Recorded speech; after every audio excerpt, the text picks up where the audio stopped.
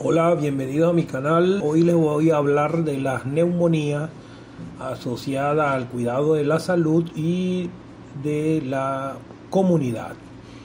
Las neumonías son las principales causas de morbimortalidad a nivel mundial y se presenta de forma variable.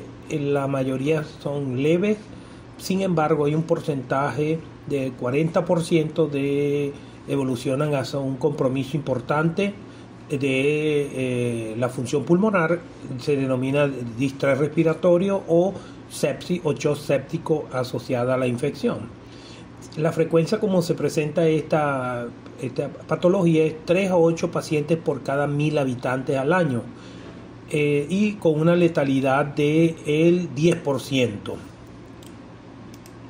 La causa fundamental es provocada por la bacteria Streptococcus pneumoniae, que es una bacteria encapsulada coco gram positivo catalasa negativo.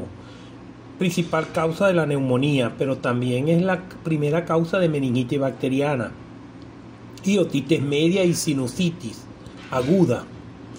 También puede causar entonces sinusitis, artritis séptica por migración hemática, osteomielitis, peritonitis, endocarditis, entre otras muchas formas de presión de esta infección. El Streptococcus pneumoniae es una bacteria muy común con alta potencialidad de hacerse letal y es frecuente la colonización en nuestras vías respiratorias altas. Los niños, casi el 50% tienen colonización de nasofaringe. En los adultos, 10-20%. Mata a 500.000 niños todos los años a nivel mundial y es la principal causa de muerte por neumonía en el mundo. La vacuna contra el neumococo ha venido a preservar los casos, siendo protectora de los casos graves y de sobre todo en niños. Para definir esta infección tenemos varios conceptos. La neumonía adquirida en la comunidad, que es la infección aguda del parénquima pulmonar adquirido fuera del hospital. La neumonía nosocomial o asociada al cuidado de la salud es la neumonía que aparece en el hospital 48 horas después de haber ingresado. Y la neumonía asociada al ventilador mecánico es la neumonía que aparece 48 horas después que el paciente ha ingresado y es intubado en cuidados intensivos. La definición de neumonía asociada al cuidado de la salud ha entrado en algunas controversias porque los médicos piensan de que es una neumonía asociada a gérmenes panresistentes y gérmenes intrahospitalarios, y en realidad ella se comporta como una neumonía de la comunidad, a pesar de que esté asociado a cuidado de la salud en los albergues, en los ancianatos, etcétera. De manera pues que el término ha entrado un poco en desuso por las implicaciones terapéuticas y el uso masivo de antibióticos de amplio espectro en la neumonía asociada a los cuidados de la salud, lo cual no es correcto. En la etiología de la neumonía en pacientes críticos asociados al ventilador sigue siendo Streptococcus pneumoniae la causa, pero aparecen los gram negativos no fermentadores como Pseudomonas aeruginosa, Acinetobacter y el complejo de el Enterobacter cloacae como causas etiológicas en estos pacientes que ya están conectados a un ventilador. La neumonía nosocomial, es decir, que ocurre en el hospital pero no en áreas de cuidados intensivos, generalmente está asociada a inmunosupresión a pacientes que están recibiendo antibióticos por tiempo prolongado o que están usando catéteres ya sea intravasculares o a través de cualquier invasión de las barreras. Entonces, dentro de las etiologías de la neumonía, la típica es la que produce el Streptococcus pneumoniae. Casi el 40 al 50% es por Streptococcus pneumoniae, Haemophilus influenza, Moraxella catarrhalis y Staphylococcus aureus un 5-10%. El Streptococcus pyogenes del grupo A también puede causar neumonía. Y muy poco frecuente las bacterias aerobias gram negativas, enterobacterias tipo Klebsiella pneumoniae y Escherichia coli. Las bacterias microaerófilas y anaerobios solo están asociados en pacientes que son alcohólicos, pacientes que han tenido un evento vascular cerebral y tienen pérdida del reflejo de protección de vía aérea de la glotis, y pueden hacer neumonías típicas en el contexto de esta situación. Las bacterias atípicas son Mycoplasma pneumoniae, Chlamydia pneumoniae, Oxytacis, la Legionella pneumófila y la Coxiella burnetii. Y algunas causas de neumonía asociadas a virus, como es el virus de la influenza, H1N1, el virus de rinovirus, adenovirus y el virus sincitial respiratorio. Y actualmente, desde el 2020 para acá, la mayor incidencia lo tiene el SARS-CoV-2 con la enfermedad de COVID-19. Es importante que entendamos de que las neumonías extrahospitalarias, es decir, en la comunidad, ocurren en un entorno normal. El paciente es una persona normal. Y en la neumonía por microorganismos vinculados a la atención de salud, generalmente el paciente tiene una condición previa que lo hace más susceptible a tener esta neumonía. Es importante que recordemos que las bacterias atípicas, Legionella, Mycoplasma pneumoniae, Chlamydia pneumoniae, Oxytacis y Coxiella burnetii, dan un patrón característico de clínico que es atípico porque no hay expectoración. Y la radiología se ve un patrón difuso de heterogéneo en ambos campos pulmonares. Eso lo diferencia de la neumonía típica, que se caracteriza por tener expectoración purulenta, y la imagen radiológica es lobar. Algunas pistas etiológicas de la que está causando la neumonía es un acceso pulmonar, es generalmente debido a un estafilococo áureo, que generalmente es meticilino resistente, anaerobio o Mycobacterium tuberculosis. Si el paciente es alcohólico, sabemos que el Streptococcus pneumoniae es preponderante, pero todos los bacilos anaerobios de la cavidad oral pueden ser la causa de la neumonía, igual que la Mycobacterium tuberculosis por el alcoholismo y la desnutrición asociada. Si es por aspiración, porque el paciente convulsionó o está en coma, generalmente la causa etiológica es anaerobios de la cavidad oral.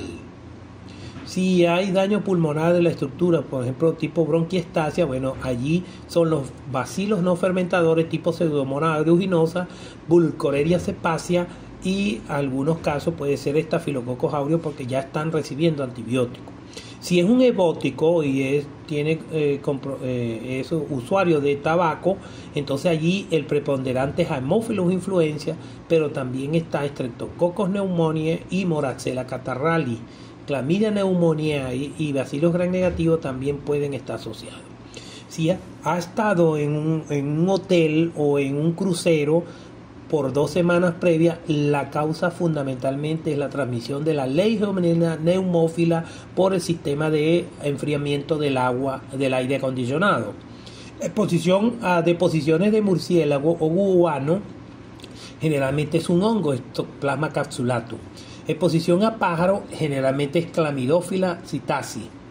Y si la infección está asociada a VIH con recuento de CD4 elevado, puede ser el mismo Streptococcus pneumoniae, Haemophilus influenza y Mycobacterium tuberculosis, pero si el CD4 es menos de 200, aparecen entonces el Pneumocystis jirovecii, Cryptococcus, Ectoplasma capsulatum, Aspergillus fumigatum y Mycobacterium no tuberculosus, y la Pseudomonas aeruginosa también se hace presente. Cuando hay obstrucción endobronquial, entonces están los anaerobios y el Streptococcus pneumoniae también. El periodo de actividad de la influenza, si usted tiene un paciente que hizo una gripe o influencia, puede estar asociado el Streptococcus pneumoniae, Staphylococcus aureus y Haemophilus influenza. Una tos coqueluchoide con vómito posterior a la tos es la Bordetella pertussis. Los factores de riesgo asociados a la neumonía son en mayores de 65 años, comorbilidades crónicas, como ya vimos, EBOT, insuficiencia cardíaca, enfermedad renal crónica, hepatopatías, etc. Infecciones respiratorias virales, una influenza o el paciente tuvo un coronavirus previamente. Tabaquismo, alcohol, el consumo de drogas intravenosas, opioides, también son causas de neumonía. Lugares de aglomeración o drogas inhaladas, etcétera, compartir la misma habitación, hacinamiento, también puede ser causa de factor de riesgo de neumonía. La etiología de los virus respiratorios en realidad es una parte de las causas neumónicas. El virus de la influenza, fundamentalmente rinovirus, virus de parainfluencia, adenovirus, virus sincitial respiratorio, metaneumovirus humanos y el coronavirus. Las fuentes de infección generalmente del neumococo están en la vía aérea superior, desde una extensión de nasofaringe y propagación hemática desde esos focos, sinusales, amigdalares, etc. La propagación hemática va hacia las meninges, produciendo una meningitis bacteriana por neumococo. Puede ser endocarditis, puede ser sepsis, osteomielitis, artritis séptica y peritonitis. La patogénesis se genera porque hay una disbiosis alveolar, es decir, se altera la flora normal que hay en las vías respiratorias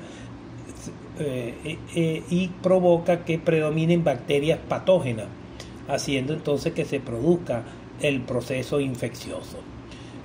Acuérdense que los cornetes, la vibrisa, protegen la llegada de bacterias a las vías aéreas inferiores, y el epitelio traqueobronquial, a través del epitelio cilíndrico ciliado pseudoestratificado, que tiene células claudiciformes que provocan moco y atrapan estas bacterias, y el clearance ciliar de ese epitelio hace que todo ese moco suba hasta las vías aéreas superiores y es tosido o deglutido. Y el reflejo de la epiglotis impide, y la tos impide que pase de la flora que está en la cavidad oral y en las vías respiratorias, pase para las vías inferiores. Sin embargo, si llega alguna bacteria al alveolo, existen defensas allí.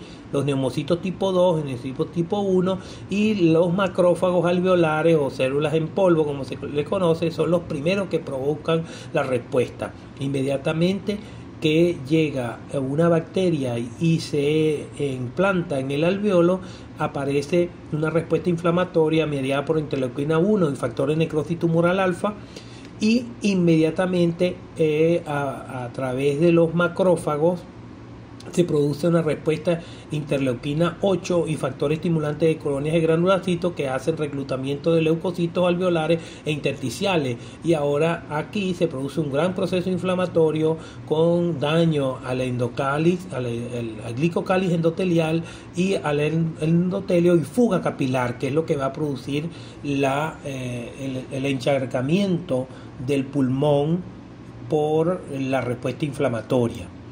La histopatología de la neumonía está dividida en 4 estados: congestión o edema, que es un exudado proteináceo con bacterias en los alveolos en la primera fase. Después viene la hepatización roja, se infiltra de glóbulos blancos, glóbulos rojos, junto con esas bacterias. Después avanza allá el control de las bacterias. Lo que hay es lisis de eritrocitos, degradación de estos eritrocitos y los neutrófilos, pero ya no hay bacterias. Y finalmente la resolución, solo hay macrófagos, se eliminan los restos de neutrófilos, bacterias y fibrina, y se recupera la inflamación del pulmón. La morfología de una neumonía puede ser de tipo bronconeumónica, solidificación parchada, en parche, o neumonía lobar. Es un lóbulo o uno o dos lóbulos del pulmón que es afectado por el proceso inflamatorio. De manera que hay destrucción y necrosis del tejido pulmonar, diseminación de la infección a la cavidad pleural puede ocurrir, y diseminación bacteriémica o sepsis bacteriemia desde estos sitios. Los factores de patogenicidad del estreptococo neumónico tienen múltiples factores de patogenicidad, pero uno de los más importantes es la cápsula de esta bacteria, que le impide fijarse, invadir y producir una serie de sustancias que van a la postre a producir el proceso inflamatorio. La clínica de una neumonía difiere de un adulto joven de un anciano. La tos, fiebre, expectoración y leucocitosis con desviación a la izquierda predomina en los jóvenes, pero en los ancianos predominan los signos sistémicos: disnea, hiporexia, delirio, taquipnea, y aumenta la incidencia de Gram negativo en los ancianos, o la neumonía aspirativa por el envejecimiento y pérdida de los reflejos de protección de la vía aérea. Hay menos leucocitosis y la respuesta inflamatoria a través de la proteína C reactiva y procalcitonina es menos enérgica. El cuadro clínico clásico de la neumonía asociada a la comunidad es tos, disnea, dolor pleurítico, fiebre con escalofrío, leucocitosis con neutrofilia, y hay un ataque al estado general. El paciente se ve bastante afectado. La taquipnea, la hipoxemia y la hipotensión es un signo ominoso de gravedad de la neumonía que está pendiente. La síndrome de condensación a la inspección disminuye la movilidad y el volumen torácico. Hay la palpación, aumento de vibraciones vocales. La percusión, hay matidez, desaparición de la sonoridad pulmonar, y el paciente a la auscultación se observa crepitante o pérdida de los ruidos respiratorios. Inmediatamente la neumonía, dependiendo de su forma, cómo se expresa en el paciente, puede ser lobar, neumonía de un lóbulo, consideración homogénea, con broncograma aéreo cuando hacemos la radiografía, y generalmente esto lo da Streptococcus pneumoniae. La neumonía segmentaria con bronconeumonía, parches de opacificación difusa en los pulmones, no es común los broncogramas, y los bordes del bloque neumónico son muy vagos y frecuentemente es bilateral en las bases. Esto es típico de Staphylococcus aureus y Pseudomonas aeruginosa. También lo puede dar Klebsiella pneumoniae y Haemophilus influenza. El neumonía intersticial, patrón reticular, sin broncograma aéreo, hay una vidrio esmerilado. Esto es típico de las neumonías atípicas, Mycoplasma pneumoniae, neumonía viral tipo coronavirus y neumocitis gyrovesi en pacientes que tienen inmunosupresión. La neumonía redonda semejando un tumor, y es más frecuente en niños que en adultos, es generalmente Haemophilus influenza o un Streptococcus pneumoniae. Y la neumonía cavitaria, que se observa con cavidades, generalmente es tuberculosis o Staphylococcus aureus necrotizante con la formación de neumatoceli. Es importante que ustedes entonces reconozcan la radiología de una neumonía. Se observa allí la condensación lobar inferior con broncograma aéreo. Es también una forma de diagnosticarles a través de la insonación pulmonar, que tiene una sensibilidad y especificidad de 93 a 97%. A través de el eco pulmonar podemos ver la hepatización del pulmón, similando al hígado o al vaso, los ecos hiperecoicos. Y en los pacientes que tienen una consolidación aparece la línea desgarrada del lugar de la línea pulmonar en el eco. El patrón ecográfico del pulmón con una neumonía es el patrón que llama hepatización del pulmón. Tiene una especificidad del 90 a 98%. Cuando observamos el área neumónica con el eco, vemos el signo de dientes de sierra, que es la línea desgarrada en lugar de la línea pulmonar que observamos siempre en el eco pulmonar. La radiología de tórax da dos imágenes características. Cuando es consolidación, vemos una opacidad correspondiente al lóbulo o a los segmentos pulmonares, densa, homogénea, que afecta a uno o dos lóbulos. Y cuando es la lesión característica de neumonía típica, vemos la opacidad heterogénea en parche tipo nodular o alveolar. Aquí vemos el broncograma aéreo de una radiografía. Se ve la zona oscura en el bloque neumónico y vemos la neumonía del lóbulo medio, que en este mismo caso lo Los diferenciamos porque observamos que la neumonía está por encima de la cisura mayor.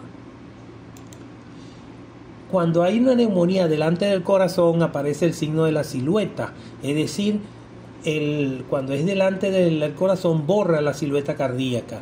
Cuando la neumonía es detrás del corazón no aparece el signo de la silueta, como se muestra acá.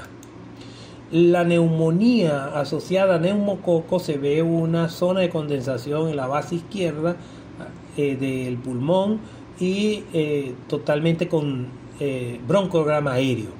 Y en la de al lado derecho vemos una neumonitis intersticial por Mycoplasma pneumoniae. Vean que hay una opacidad en vidrio esmerilado en ambos bilateral en ambos pulmones. En la tomografía, la unidad funcional del pulmón es un alveolo o un grupo de alveolos, una unidad alveolar que está constituida por 5 a 15 acinos alveolares. Y podemos distinguirlo tomográficamente como las árboles de engemación. Cuando usted ve árbol de engemación tomográficamente, como se muestra ahí en la diapositiva, eso es generalmente secundario a una tuberculosis que hay este paciente. Y cuando mostramos la tomografía vemos esa zona de oscura que es el broncograma aéreo dentro del consolidado pulmonar. Esto que vemos aquí es un vidrio esmerilado y empedrado loco en el paciente con COVID, neumonía COVID, bilateral, periférico y predomina en las bases. El derrame pleural lo observamos acá, como se ve como el pulmón no llega hasta la parrilla costal y esto se debe a un derrame pleural bilateral. Aquí se muestra la neumonitis por Mycoplasma pneumoniae, donde usted ve una opacidad difusa en ambos pulmonares y la tomografía al lado muestra el signo característico de la neumonitis atípica, como es el vidrio esmerilado. En la parte de abajo se ve hay condensación en las bases pulmonares. Y aquí se muestra un neumocitelliro BC asociado a HIV, el paciente con SIDA. Vea cómo está el compromiso bilateral en ambos pulmones. Aquí muestra un acceso, una neumonía complicada con un acceso pulmonar por Streptococcus pneumoniae. Y al lado, aquí hay derrame pleural en el lado derecho. Fíjese que se borró el seno costodiafragmático derecho. Y aquí hay una gran empiema pulmonar que se muestra en el lado derecho de la diapositiva. Está lleno el espacio pleural por pus en este caso. Acá se ven las diferentes imágenes de neumonía del lóbulo superior, neumonía en la base izquierda, empiema, etcétera, acceso, toda cómo se muestran las diferentes imágenes en un proceso neumónico. Aquí se muestra los hallazgos típicos de COVID en radiografía, ¿verdad? Periférico, bilateral, basal, típico de una neumonía por COVID. Y en el lado derecho se muestra la tomografía, el vidrio esmerilado, el empedrado loco y la condensación pulmonar. Todos los tres hallazgos característicos de neumonía por SARS-CoV-2.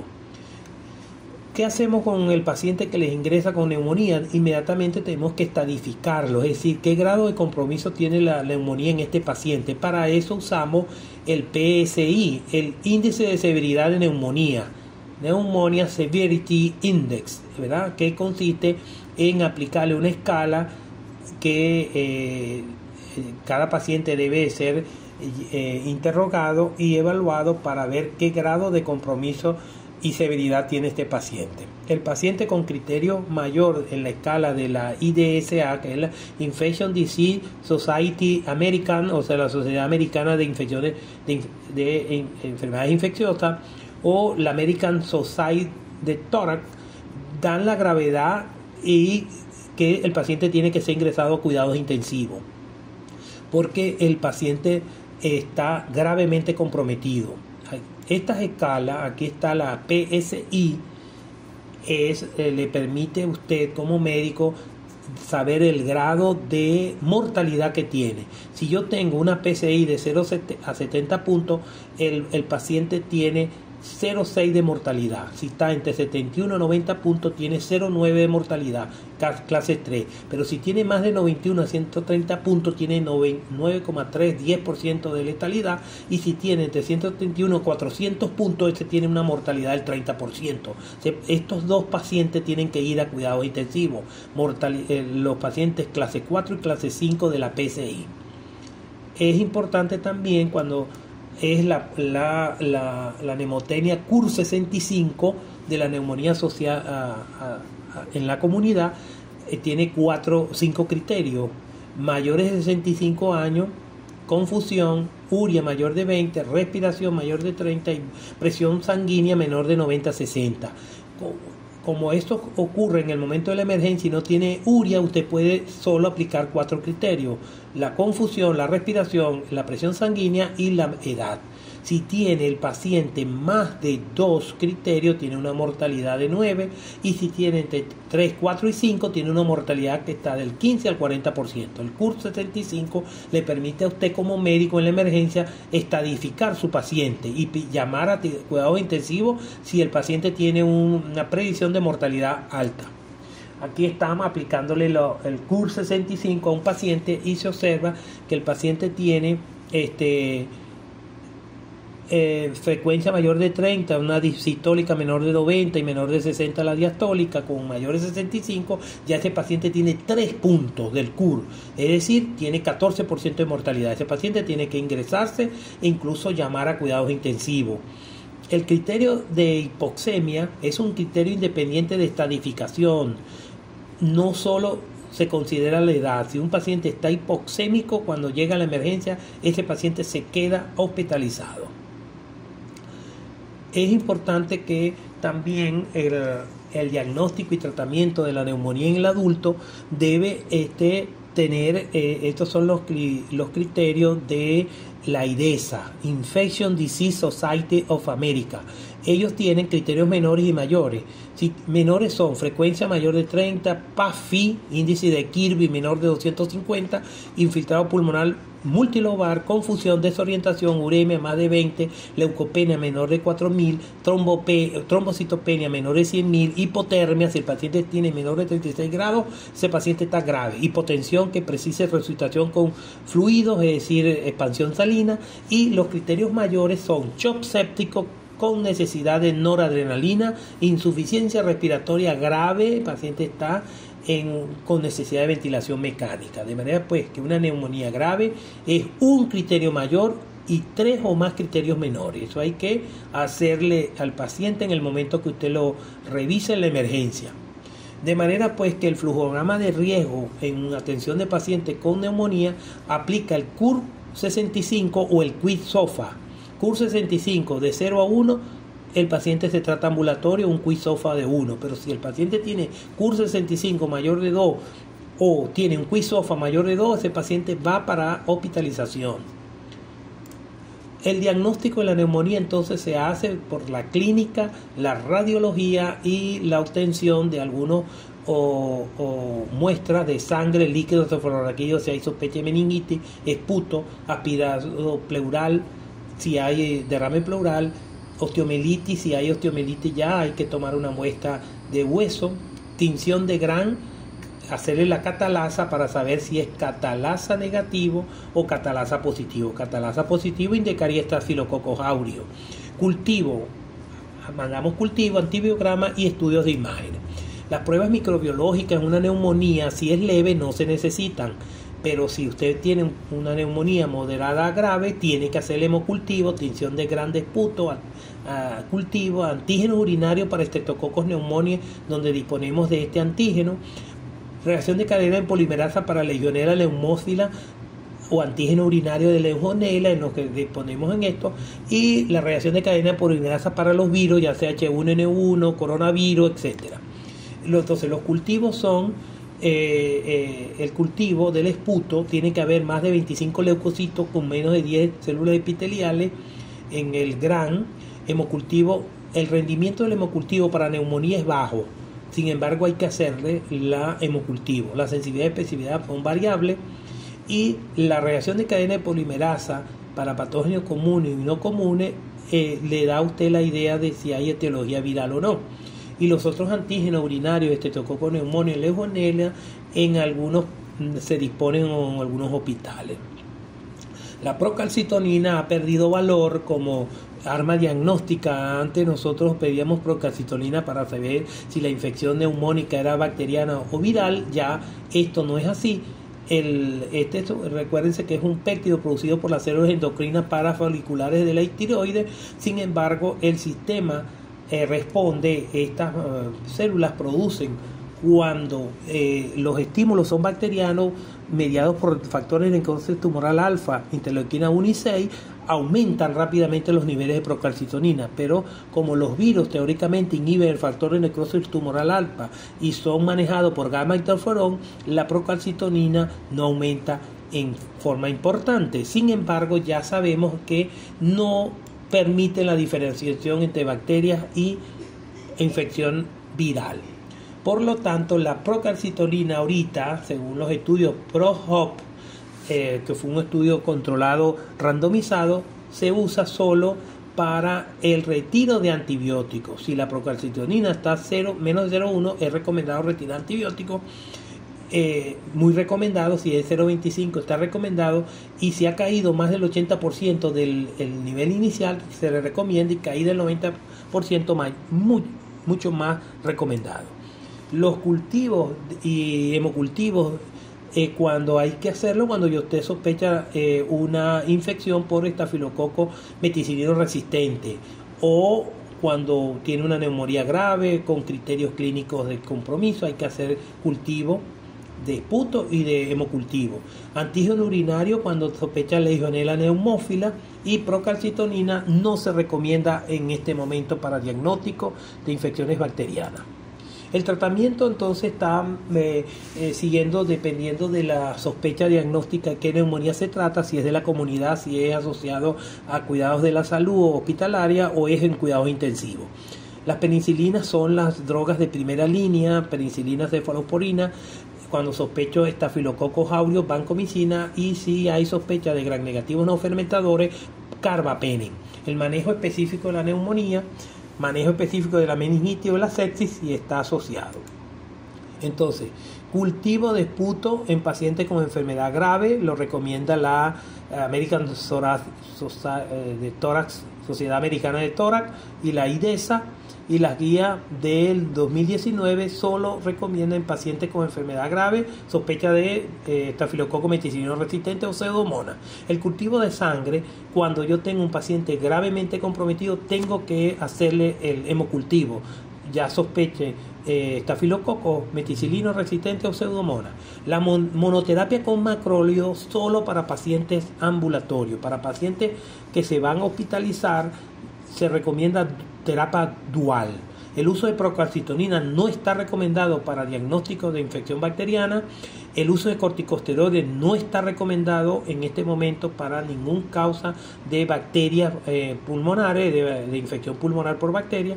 Una de las categorías de neumonía asociada al servicio de la salud no está recomendado, y la terapia empírica estándar de neumonía grave, betalactámico macrólido o betalactámico quinolona, ahora la evidencia la da es un betalactámico con macrólido, y el seguimiento con rayos X debe estar recomendado cuando el paciente persiste febril, persiste con signos de compromiso pulmonar.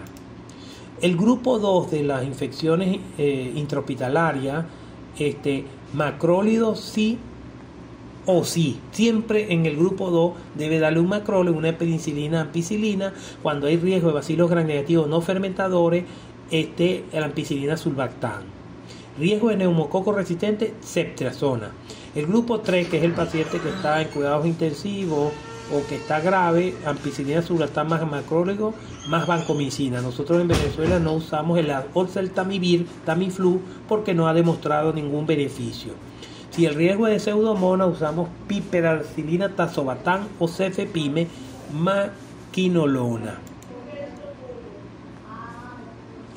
El régimen primario para el manejo ambulatorio, entonces, Si el paciente no tiene criterios según CUR o PCI para manejo hospitalario, entonces le damos amoxicilina o doxiciclina para la casa por 7 días. La comorbilidad está presente, el paciente tiene falla cardíaca, tiene enfermedad renal crónica, hepatopatía, diabetes, uso de alcohol, o tiene una neoplasia, o está esplenectomizado, entonces usamos amoxicilina clavulánico o usamos cefuroxime con acitromicina o claritromicina, o levofloxacina 750 diarios por 5 días. Ahora, la alternativa, que no hay comorbilidad, pero hay sospecha de resistencia a maclórido, usamos acitromicina o claritromicina en estos pacientes. No hay comorbilidad.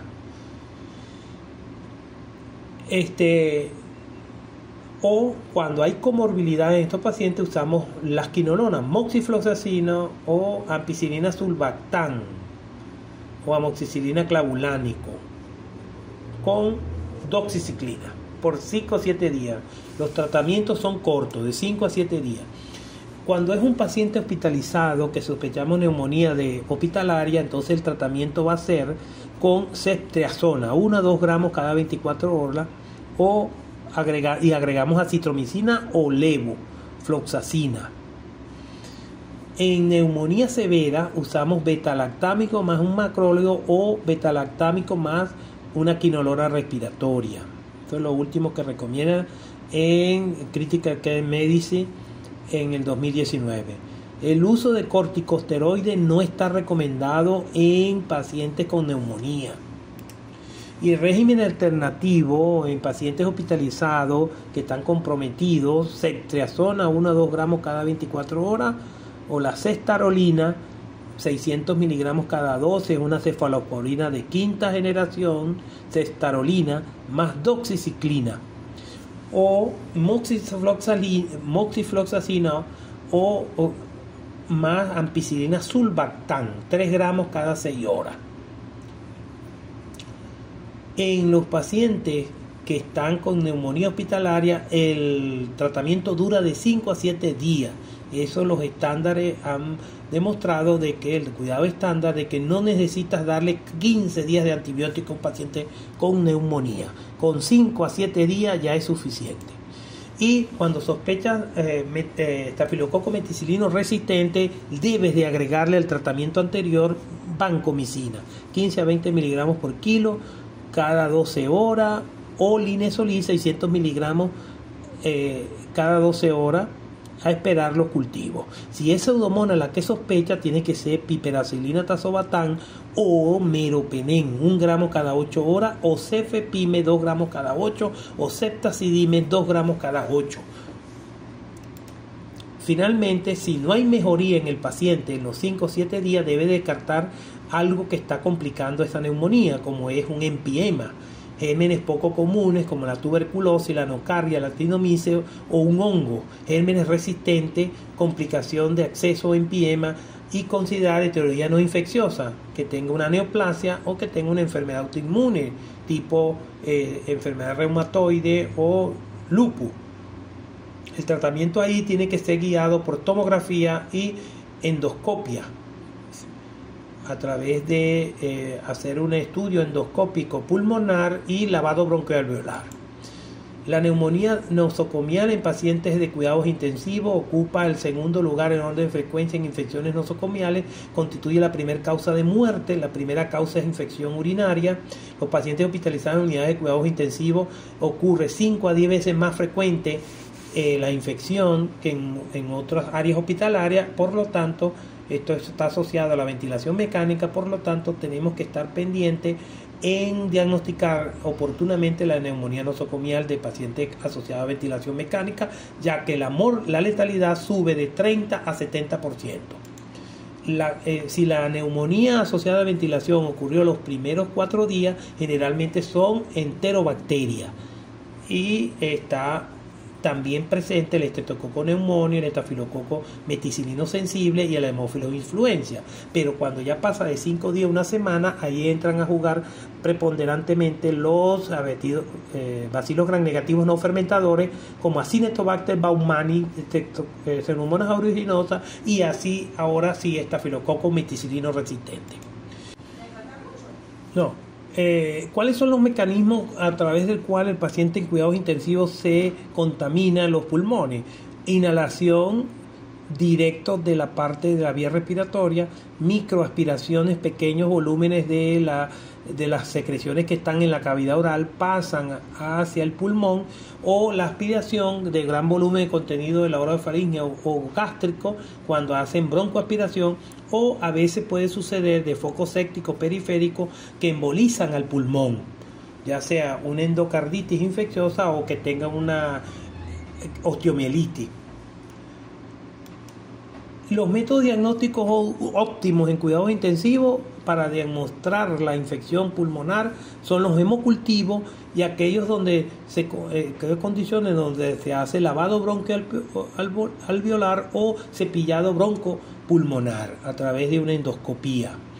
Una tinción de Gram bien interpretada es un procedimiento orientador a través de la aspiración endotraqueal con una sensibilidad de 35 a 100% y especificidad de 15 a 45 cuando hay más de 100.000 unidades formadoras de colonia.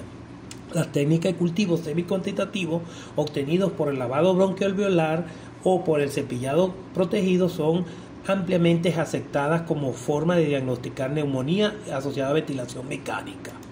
Los criterios son lavado broncoalveolar, tiene que haber más de 100.000 unidades formadoras de colonia. Si es cepillado protegido, más de 1.000 con una sensibilidad de 33 a 100%.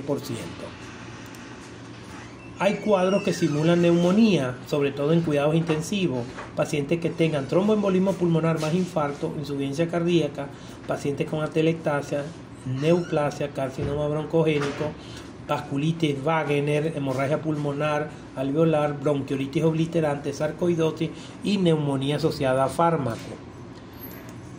Es importante que cuando estemos en el área de cuidados intensivos sepamos que no toda imagen de condensación pulmonar se debe a una neumonía. Y las formas neumónicas graves son las que tratamos en cuidados intensivos. Esos pacientes tienen una frecuencia respiratoria por encima de 30 a 35 respiraciones por minuto, una PAFI menor de 250 y que tienen que ser oxigenados, ayudados con un ventilador mecánico, y empeoramiento de la proyección radiológica, hipotensión arterial, sistólica menor de 90, diastólica menor de 60, necesidad de drogas vasoactivas como noradrenalina para mantener la tensión, y que hay una caída de la función renal, una diuresis menor de 20 mililitros hora. El paciente está acidótico, menos de 7,3 de pH, y tiene coagulación intravascular diseminada y empieza a mostrar daño de lesión renal aguda a KIN 1, a KIN 2 y a KIN 3. Para prevenir la neumonía asociada a ventilación mecánica, el personal que atiende a estos pacientes debe de hacer uso estricto del protocolo de lavado de manos, cuidado y limpieza de los equipos de terapia respiratoria, técnica de aislamiento de fluidos corporales, prevención de aspiración, el decúbito supino con elevación del tórax a 35-45 grados, posición de Fowler, uso de sonda nasogástrica de pequeño calibre, aspiración de secreciones traqueobronquiales que están en la vía oral superior, y fisioterapia respiratoria y toaleta respiratoria por turno de enfermería, uso racional de antibióticos y minimizar el uso de esteroides. Los pacientes deben de mantenerse el estómago vacío, o sea, no darle comida con altos volúmenes para evitar que el paciente vomite y ese contenido gástrico entre en la vía respiratoria. Y lo más relevante en la prevención de neumonía lo da la vacunación. La vacuna antineumocóxica conjugada, que de 13 valente, 13 cepas de neumococo que se usa de 2 a 4 meses de edad en los niños, o la neumocócica polisacárida que se usa de 23 valentes después de 65 años. Evitar el tabaquismo, cuidado de epidemias que no ocurren en las guarderías en los niños y medidas para evitar las infecciones respiratorias, sobre todo donde hay sitios de aglomeración de personas. Debemos usar nuestros tapabocas. Para concluir, la vacuna antineumocócica polisacárida conjugada 13 valente, esa es la forma de vacunar, es en secuencia. Primero te vacunas con la 13 y después te vacunas al año con la 23. La indicación de vacunación se puede usar la 13 en comorbilidades antes de los 65 años, es decir, cardiópatas, alcohólicos, diabéticos, pacientes asclénicos, enfermedad renal, personal de salud, alergia previa a la vacuna no debe vacunarse. Si usted presentó una alergia grave, edema angioneurótico, shock anafiláctico, no puede vacunarse con la segunda neumocócica. No administrar el mismo día las dos vacunas, debe comenzar con la 13 valente y después al año vacunarse con la de 23 valente y esperar entonces ese tiempo para que no haya reacciones inmunológicas por doble estimulación con estas vacunas. Finalmente, el padre de la medicina interna, Sir William Osler, hablaba: el mejor amigo del hombre viejo anciano es la neumonía, haciendo énfasis en que la neumonía es la primera causa de muerte en los ancianos.